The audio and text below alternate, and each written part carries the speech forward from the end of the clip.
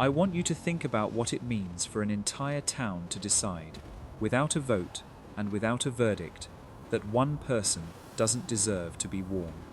That's what happened in Harlan's Crossing, Colorado Territory, in the November of 1875.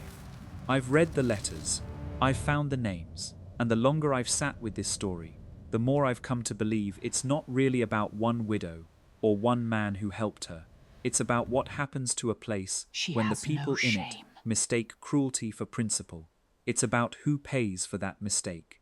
And it's about a man who said 3 words, let them talk, and then made good on them in front of God and half the county. His name was Declan Ware, and I think you need to hear what he did. Harlan's Crossing sat at the bottom of a long valley where the Uncompahgre River ran cold and flat before the mountains corrected it. 311 people by the last count anyone bothered to tell. A smelting operation 6 miles north pulling silver out of the ridge.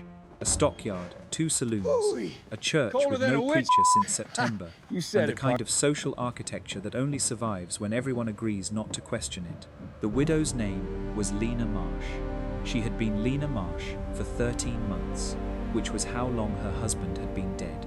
Calvert Marsh had gone into a business arrangement with a man named Orton Beatty, a cattle speculator who had arrived in Harlan's Crossing the previous spring with clean boots and numbers that dazzled. Calvert had put in $400, every cent he'd saved in 6 years of running a small general supply, and by the following August, Orton Beatty had taken that money and 11 other men's savings and vanished east toward Kansas, leaving nothing behind but a forwarding address that went nowhere and a ledger page that didn't add up to a single honest dollar. Calvert Marsh had died by his own hand in October of 1874. Lena found him at the side of the barn, and what she found beside him was the ledger page and a note that said he was sorry and that he hoped the children would not remember him this way. The town chose to remember him differently. There was a school of thought in Harlan's Crossing, driven primarily by the men who had also lost money to Orton Beatty, that Calvert Marsh had been Beatty's accomplice, that he had known that the reason he took the way out he did was because the alternative was answering for it. No evidence had ever supported this. The territorial marshal who came through in December had found nothing to indicate it and said so plainly in writing.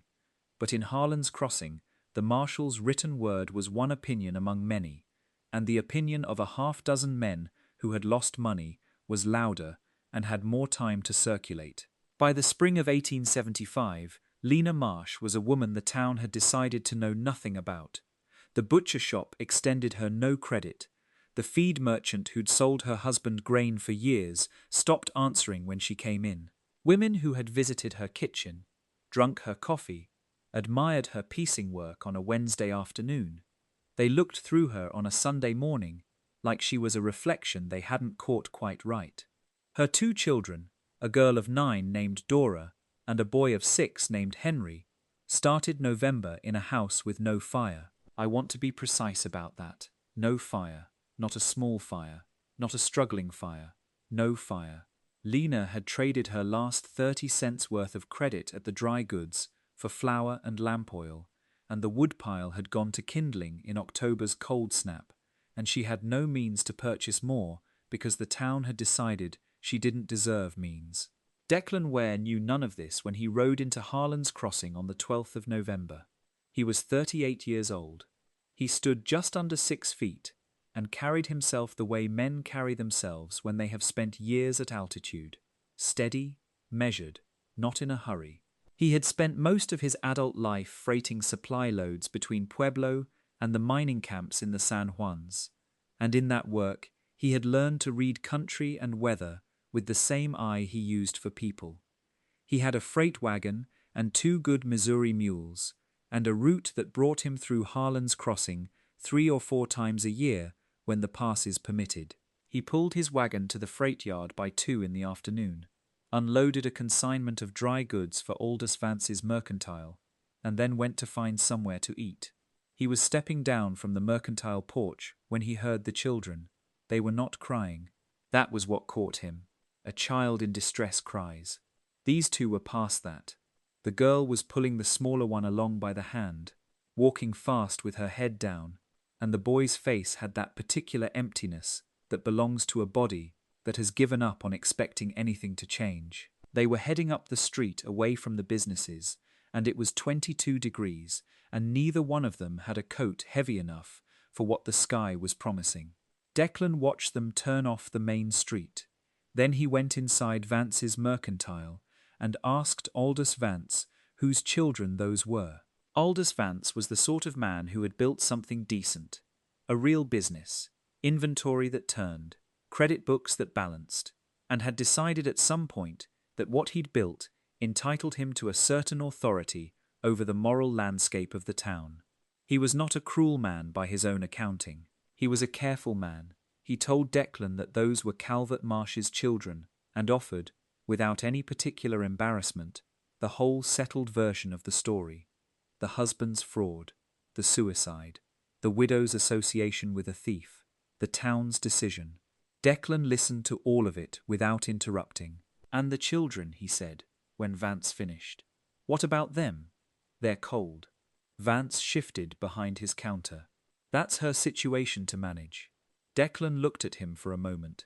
Then he said, "And I think about this line every time I come back to this story. A child doesn't choose her father." Vance had no particular answer for that.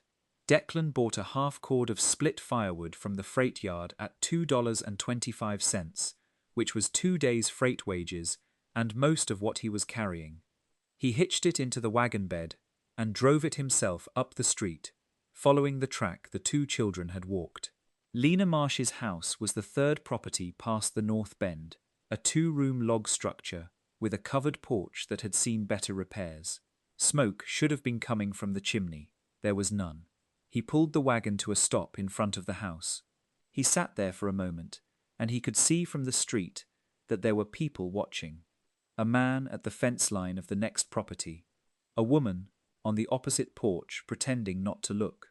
2 men coming out of the closer saloon, pausing in the street because a loaded freight wagon stopping at the Marsh house was not something that happened. He climbed down from the wagon and knocked on the door. It took a moment, then it opened, and Lena Marsh stood in the frame.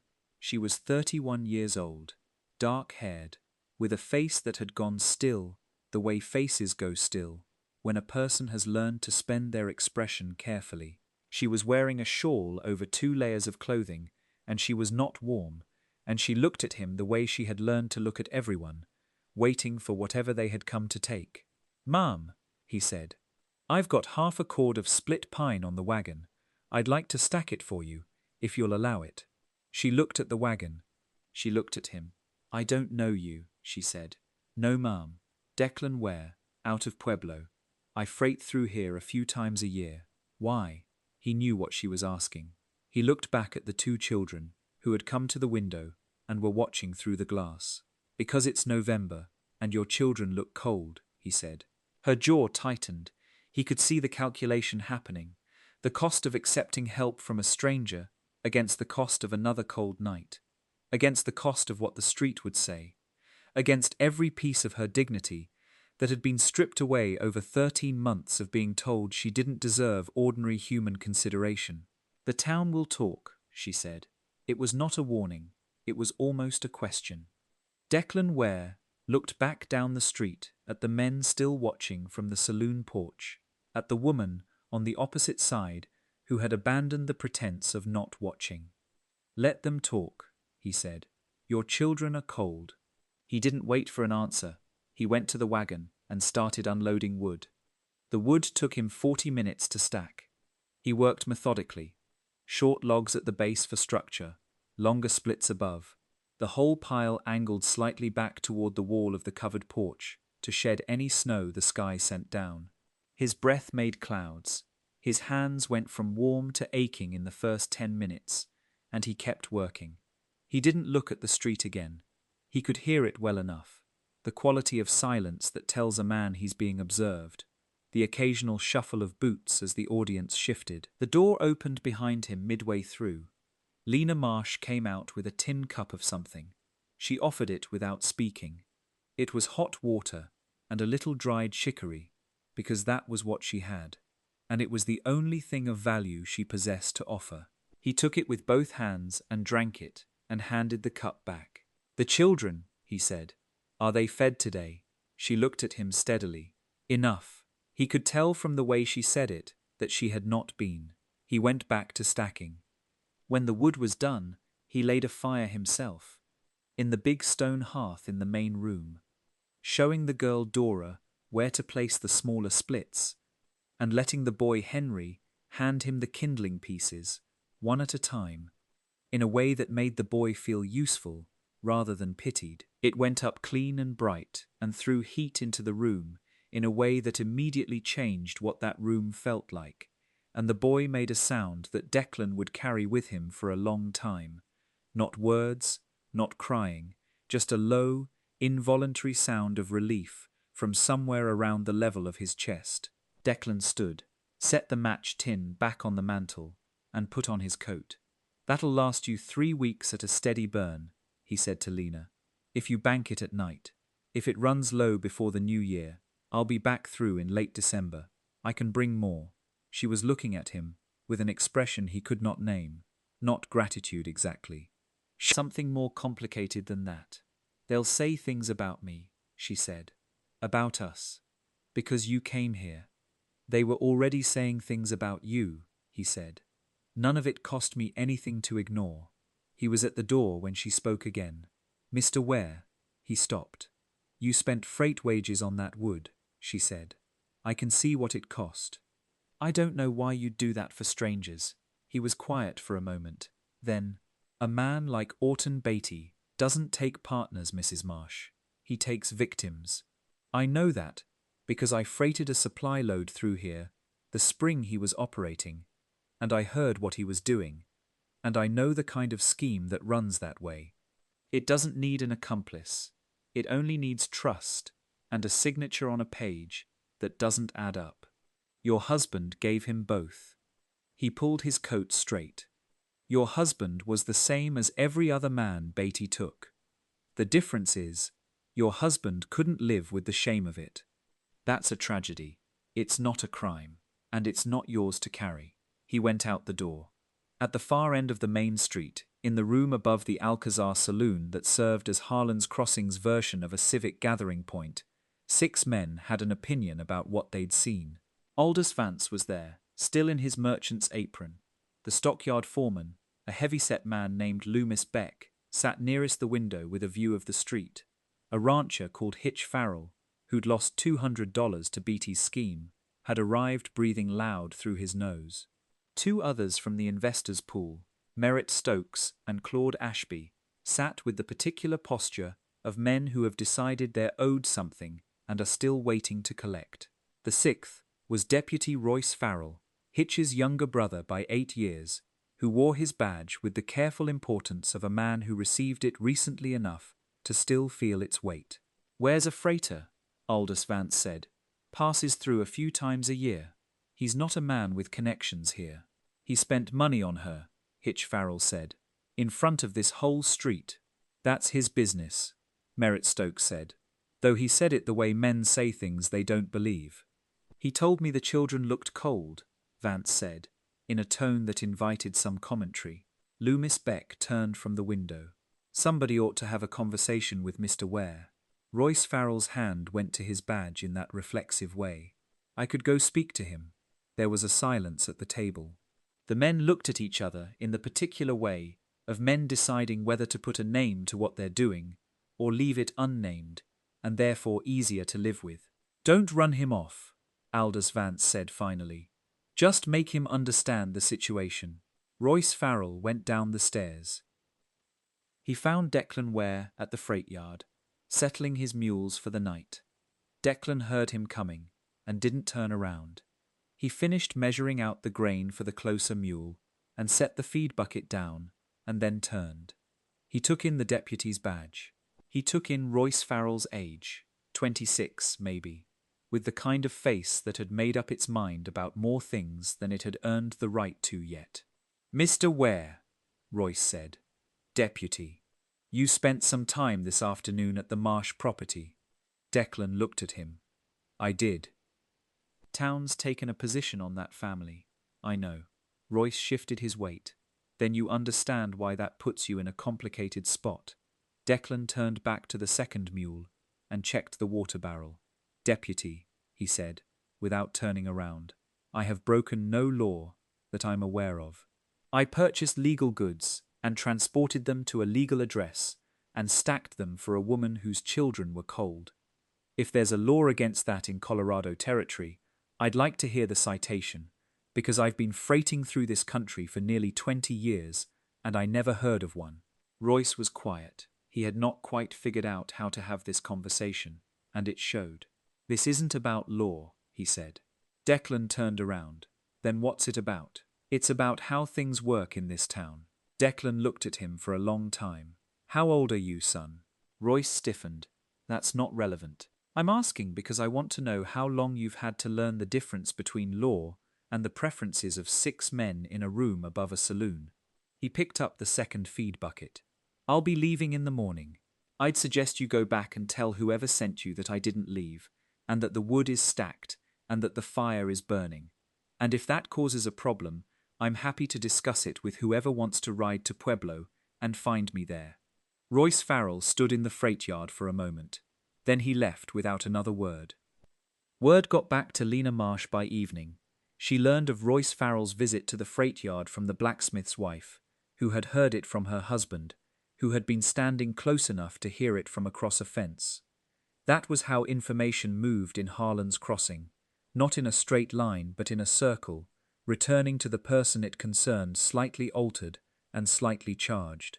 She sat at her kitchen table after the children were asleep, with the fire doing what fires do, throwing orange light across the ceiling, moving in that particular way that makes a cold room feel like it has a pulse again, and she turned over what she'd heard. A stranger had bought her wood, had said things to a deputy that would be repeated, had made himself a participant in something the town had already ruled on. She was not a woman who had spent the last 13 months being protected. She had learned to carry her situation alone, because that was what the situation demanded, and in learning to carry it alone, she had also learned to be suspicious of anyone who offered to help, because that offer usually came with a cost she couldn't afford. She'd been told in so many words and in so many silences that she was a burden, that her husband's choices were her inheritance, that the best thing she could do was manage her shame quietly and stop expecting the town to behave as if she were still a part of it. Declan Ware had driven a wagon up to her door in front of the whole street. He had built a fire for her children. He had told a deputy to find him in Pueblo if anyone had a problem. She looked at the fire. The room was 70 degrees warmer than it had been this morning. She didn't know what to make of that, but she thought about it for a long time before she slept. He did come back.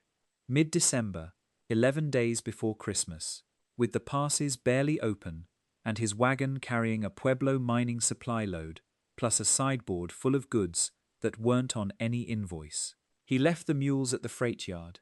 He carried the load himself, 2 boxes, one wrapped in canvas, up the north bend of Main Street, under the eyes of everyone who happened to be on it, which by 10 in the morning was most of the town. He did not hurry. He did not look at anyone in particular. He knocked on Lena Marsh's door and waited. She opened it. She looked at the boxes. She looked at him. I said I'd come back if the wood ran low, he said. The wood is fine. She paused. There's still a good quarter cord. Maybe more. Good. He didn't lower the boxes. These are separate. She stepped aside. He brought them in and set them on the table. She looked at the canvas-wrapped one. Open it, he said. She pulled the canvas back. Inside was a crate of provisions: salt pork, dried beans, a tin of molasses, 2 pounds of salt, a paper bag of hard sugar, a box of dried apples. Enough for 2 months of careful management. She looked at it for a long time without speaking. The other box, he said. She pulled the second lid off. Inside was a wool coat, child-sized, deep blue, with brass buttons and a lining. Dora's size, or near enough. And tucked beside it A smaller coat in brown, a boy's coat with a working hood. She set her hand flat on the smaller coat. "Why?" she said. Her voice didn't break, but it was working against something. He stood on the other side of the table. "Because it's December," he said. "And because I can, Mr. Ware." She looked up at him. "The town will do more than talk. They'll decide things about you, about what this is, about whether you're welcome here. I know. You freight through here. You have business here. You'd be cutting against that. I know that too." She measured him. She had spent 13 months measuring people, calibrating exactly how much danger she was in, exactly how far any given person would go, exactly what the cost of trust was. She was good at it by now. "What do you want from this?" she said, and it was not an accusation. It was the straightest question she knew how to ask. He was quiet for a long moment. "I'm not a man who makes things up that aren't there," he said. "And I won't pretend I don't have thoughts about you that go past charity, because that wouldn't be honest, and you deserve honest. But that's not why I'm here. I'm here because your children are cold, and your store cupboard is empty, and the people in this town have decided to tell a story about you that isn't true, and I happen to know it isn't true, and I have some means to do something about one piece of it." He picked up the empty canvas.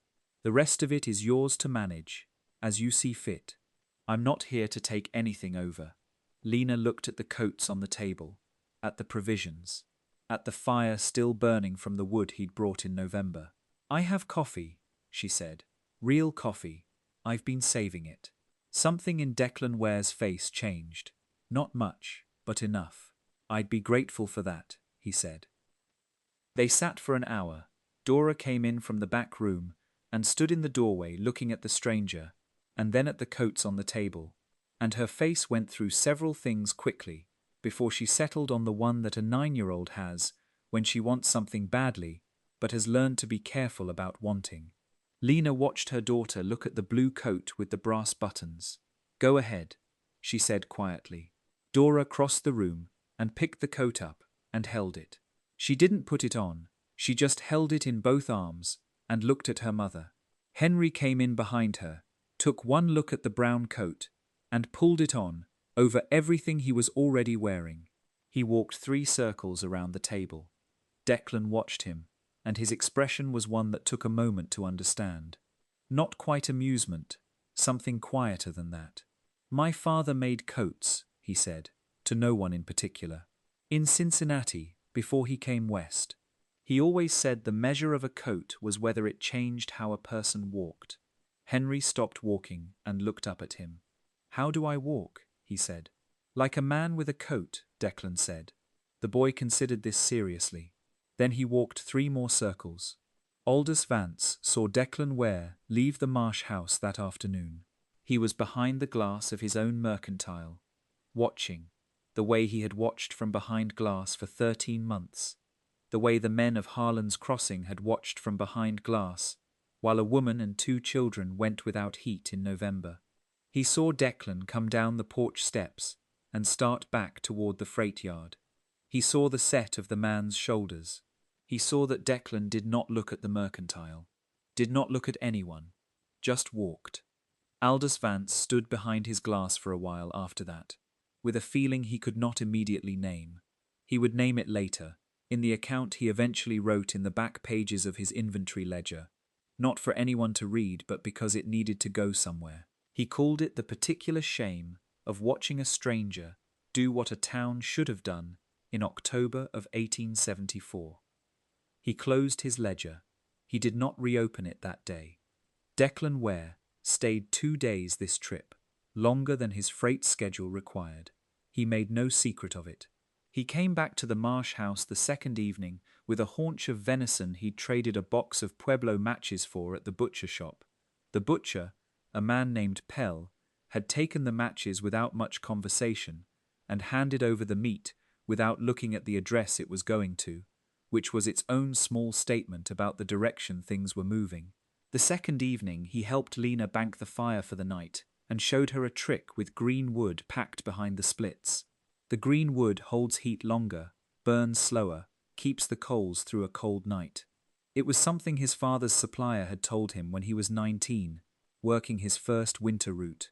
She listened the way she listened to things that might be useful, which was carefully, and she asked 2 questions that told him she had understood it completely. When he left the next morning, she stood on the porch in the cold. "You'll come through in the spring," she said. It was not quite a question. "March," he said, "if the pass is open." She looked at him across the yard. "The town will still be talking. Let them talk," he said. And this time, it wasn't comfort or defiance. It was just a fact. The talking was going to happen, and the talking was going to be what it was, and neither of them could stop it, and neither of them needed to. She nodded once. He climbed to the wagon seat and gathered the reins. "Mr. Ware," she said. He looked at her. "The coffee was good," she said. He held her gaze for a moment. "Yes, it was," he said. He turned the mules south toward the main road, toward the street that had watched him come and watched him go, past Aldous Vance's mercantile and the 2 saloons and the church with no preacher, past the men and the women who would spend another evening with this new version of events, still talking, still building the story into whatever shape the town needed it to be. He did not look back, but he was smiling. That was December of 1875. The spring of 1876 came late. The passes didn't open until the first week of April, which put Declan Ware 3 weeks behind his typical route. But he came through Harlan's crossing on the 14th of April with a full freight load and 2 extra boxes that weren't on any invoice. Colorado achieved statehood that August. Harlan's crossing, in the paperwork, became part of a real county with a real court and a federal judge who made circuit twice a year. Orton Beatty was found in Dodge City in June of 1876, tried for fraud in October, and convicted. The names of his victims, all 12 of them, including Calvert Marsh, were read into the court record as men who had been defrauded, not as accomplices. That record was published in the Pueblo Chieftain, and a copy reached Harlan's crossing the following month. Aldous Vance made a point of putting it in his store window. I don't know when exactly Lena Marsh decided she trusted Declan Ware. These things rarely have a single moment. What the letters show is that by the spring of 1877, she was signing correspondence with a different name. What the Harlan's Crossing Civic Register shows is a marriage recorded on the 17th of May, 1877, in the presence of the same community that had watched a man carry wood to a cold house 18 months before. Some of them had changed their minds. Some of them had not, and never would. Dora was 10 by then, and had outgrown the blue coat, but she kept it folded at the top of the cedar chest. Henry kept his brown one until the elbows went through it. He was 12 by then. He wore it hard. Declan Ware ran the freight route until 1882, when he sold the mules and the route to a younger man and took on a small parcel of land outside the valley. He and Lena worked that land together for 30 years. They had 2 more children. The first one they named Thomas, after Lena's first husband, because she had never believed the story the town told, and because names carry things, and she wanted to carry the truth. Some people in Harlan's Crossing found that choice strange. Declan and Lena Ware found it obvious. That's the part of this story I keep coming back to. Not the wood, not the fire, not even what Declan said to the deputy. It's that when the moment came to name a child, they chose to put the truth in the name, to carry Calvert Marsh's real story forward, rather than bury it in the name of easier living. That's not the gesture of people who did something righteous once and moved on. That's the gesture of people who decided what they believed about a man and held to it even after they no longer had to. The town talked right up until they ran out of things to say. They always do. If something about this story stayed with you, maybe the image of a man unloading wood in the cold while a street full of people watched and said nothing, then sit with that for a moment before you move on. That impulse Declan had, that simple, stubborn refusal to look away from a child who was cold, isn't something that only belongs to 1875. If this story moved something in you, share it with someone who needs to hear what one person can do when they decide the talk doesn't matter. And if you're watching this channel for the first time, there are more stories here that earn your time. We'll see you at the next fire.